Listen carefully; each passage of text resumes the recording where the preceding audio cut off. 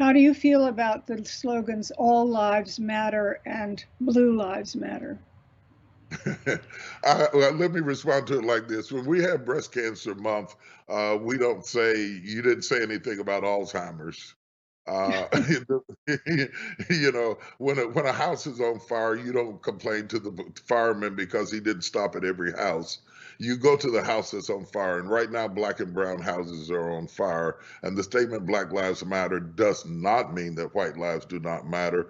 Absolutely does not mean that, but it does mean that these are the lives that are disproportionately on fire, not only by criminal justice, not only by police brutality, but also by the COVID virus. When you say Black Lives Matter, it's not just about brutality, it's about education, it's about opportunities, it's about health issues. It covers a whole gambit of things where we have been demoralized. It's about the high rate of deaths of our women when they have children. There's so many areas. In almost every area, it is reinforced that we don't get the same medical care, the same health care, the same education. It does make you ask the question, do we matter? Do you? Is there anything that the Black Lives Matter movement is doing that you think is unwise? Are they getting it wrong or right most of the time? First of all, I think that this has gone far beyond the movement. The organization has turned into a movement.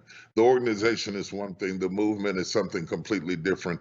The slogan has taken on all over the world until you have people all over the world in Europe and Africa carrying Black Lives Matter signs. That is not all connected to the organization. And I think what has taken place is that many people have bought into the reality that they want to be a part of history that says Black lives do matter. I appreciate that. I support that. I endorse the overall concept Black Lives Matter. In and apart from the organization and its values and what it's trying to do, I think it has taken on a life of its own.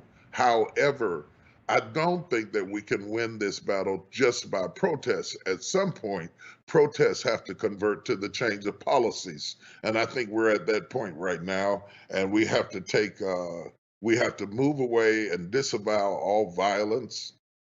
I think it's a distraction from the overall message that we're trying to make. And we need to take our violence and turn it into votes. And on every level of government, vote for the people who get and understand that we are not willing to live with these abnormalities and these discrepancies in our care, in our safety, in our well being. Anytime you're not safe in your own home, Breonna Taylor laying in her own bed, anytime you can't go jogging, that's too much to tell us to be quiet about. We cannot be quiet about that knee on that neck. We just cannot be quiet about that.